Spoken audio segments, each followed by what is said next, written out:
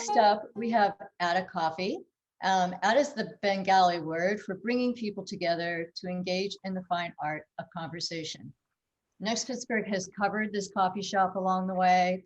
They now have 3 locations, and their newest one in Garfield. I actually scheduled my dog grooming visits around this coffee, what time of day I wanted to have their coffee. It's very good. It's a beautiful shop with a lot of great local products and great gift baskets. I have actually ordered their gift baskets too and got kudos for them. So I would like to introduce you to the team next. Guys, we've got Morgan McCoy, Evan Kelly, and Ethan DeWitt. They're going to be talking about Adda philosophy to coffee. Thank you so much, Tracy. My name is Morgan. I'm the general manager of the Adda shops, and I'm just going to kick us off with a little presentation here. Can everybody see my screen? Oh no. Yep. All right, great. So as Tracy mentioned, we are from humble roots. We had a shop in Shadyside in 2016. That was our first one. It's a small little store, and we serve a lot of people. It became pretty apparent pretty quickly that kind of our concept of community, conversation, connection, Adda, the Bengali word for conversation, was really a hit. And so we're about a lot more than coffee, but coffee is really like the cornerstone of everything we do. Quality coffee, coffee education, and being able to talk to all of our customers about it. So we're locally and independently owned, and we've had the opportunity to expand to the north side. We have a shop on Western Avenue, and then again, as Tracy mentioned, to Garfield. So the Garfield store opened in October, which was a pretty inopportune time to open a coffee shop and a gift shop, but it's been really, really well received because of the great connections that we've forged in the area, and our kind of reputation for the types of coffee that we serve and how we source our goods. So you'll notice with our community shop, it's all local people, local artists who we empower, people who don't often get a platform. With our community global pantry, it's hard to find spices and herbs and other things, lots of conservas and canned fish that you can't find in your regular grocery store. And we're kind of a one-stop shop for all things gifts, all things local, all things coffee. And we are taking the coffee shop and adding a platform for community members and artists and musicians. We've had Elias join us for different events throughout the years. So that is just an example of some of what we do. We're all about providing a community space and being a lot more than a regular brick and mortar. And we've taken a lot of that online too with our Adda Bazaar. So you can check it out. It's addacoffeehouse.com. You can see a little bit of what we've been up to. We involve our team in pretty much every project that we do. So you'll see a lot. Sorry, I had like a... You'll see a lot of like what we do shine not only through the coffee shop, but also online. Sorry, I lost my space here. So yeah, so we're so grateful to have our beginnings with good coffee and tea blossom into not only a way to share with Pittsburgh, but continuing to share more of what Pittsburgh has to offer us. So let's go on to the coffee conversation. Hey y'all, my name is Evan. I'm Adda's coffee manager.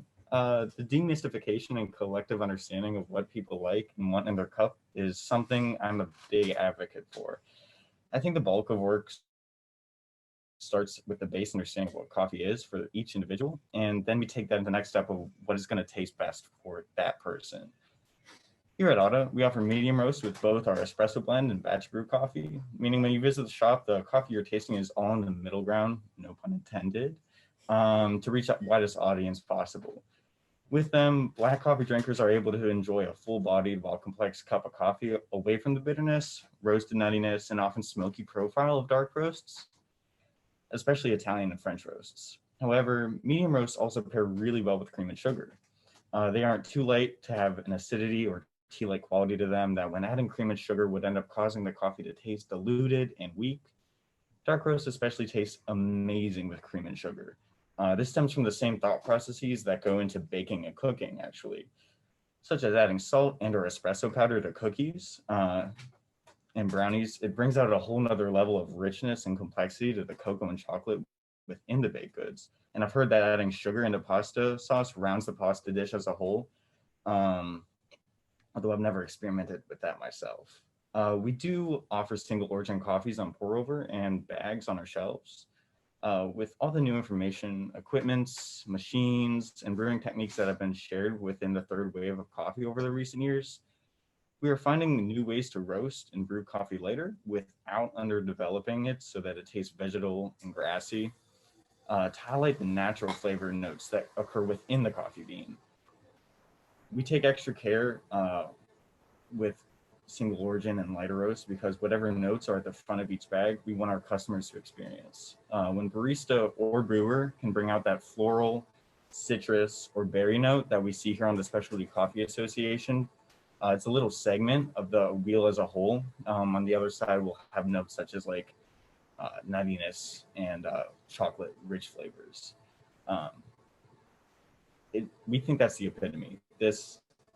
I personally love this area on the Specialty Coffee Association wheel of enjoying a good cup of coffee and all the nuance that comes with it. We'll still always be tuned into and highlight the best parts of the flavor notes of said coffee.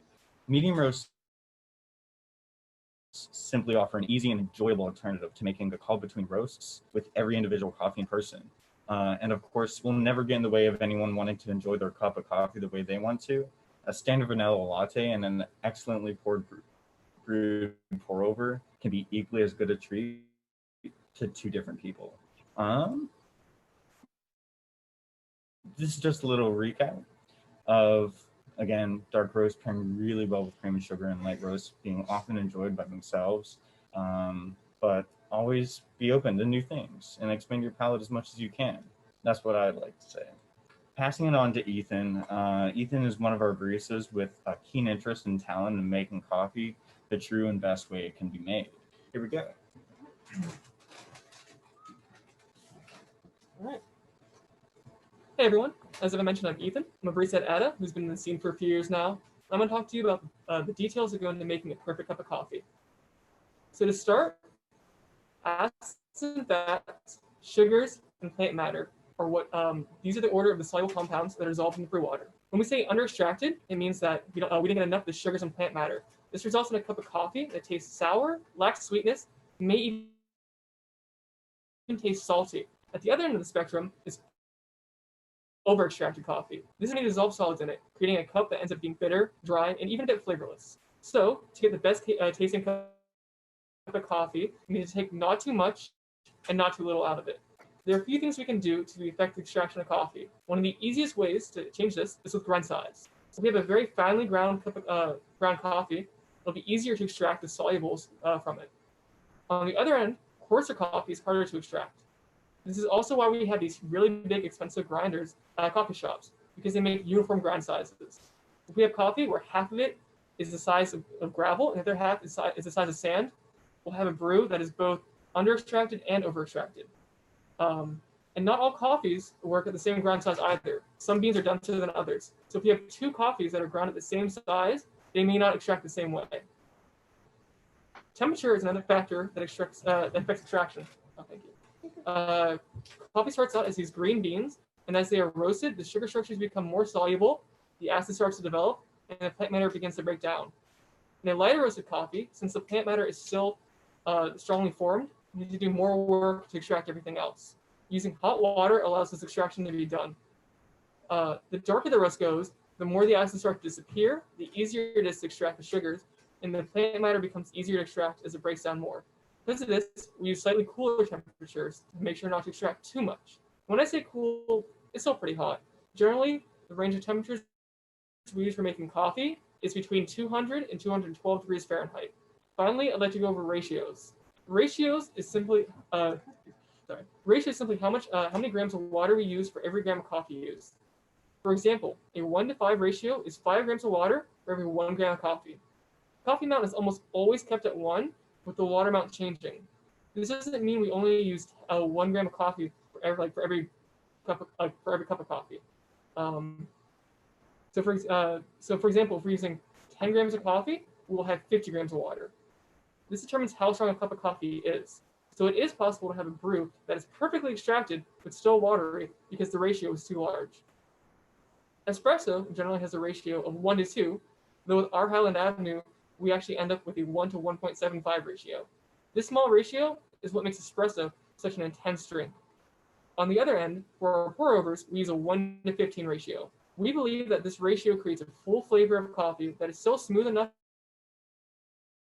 to sip on and casually enjoy. Now that we have a working understanding of how coffee is extracted, I'm going to walk you through how we make our pour-overs at Adda. We choose to make a pour-over because we think the paper filter creates a clean cup that helps to outline the flavor profile of the coffee. We weigh everything out to make sure we are sticking to our 1 to 15 ratio, and everything is timed to make sure it is extracted properly. If the pour-over takes too long, it'll be over-extracted. If it's too short, it'll be under-extracted. I'm going to go through just like this. Yeah, cool. So to start, we measure out 24 grams of coffee. We wet the paper filter, just get rid of all the taste of the paper, and to heat up the vessel. Generally, for our medium roast coffees, we use 200 to 205 degrees water. So we add 50 grams of water to start. This helps in the roasting process. Carbon dioxide starts to build up in the beans, and so this helps just get rid of that, which helps to remove some bitter flavors out of it. At 30 seconds, we start adding up to 150 grams of water, and then at 1 minute and 5 seconds, we add 360 grams of water. When we're done adding all the water, we swirl it to get the floating coffees all sung, as well as to make a uniform bed for the water to flow through. And then our brew should end around 2 minutes and 30 seconds. Thank you. Thank you. We have one quick question, if one of you would like to answer, about the best drip filters to use when making coffee. The question is mesh versus paper and bleached versus unbleached. Would one of you like to handle that? Absolutely. I gotcha. There's a few different ways that the differences between bleached, unbleached, and then mesh versus paper in general can affect your taste of your cup of coffee. I personally haven't worked with mesh myself, but I think it's a really interesting brew method. One, it cuts down on your waste because you're not using any kind of paper and you're just using coffee. But when you have a paper filter, what that does, it has a finer interweaving within the brew. And so it actually holds all the oils that occur naturally in the coffee that you're brewing back from your cup. And that's why you end up with a cleaner cup of coffee. But then when you use a mesh filter, you don't have that fine paper to filter those oils out. So you end up having more robust and kind of oily. It's not that oily, but full cup of coffee. Then we go into bleach and unbleached. It's kind of negligible to me personally. I've worked with both. We always preheat the vessel and clean out that paper taste of coffee when we wet the filter before we add grounds to it. But it's just a personal preference that people often choose to make. I like natural filters just because of that general word.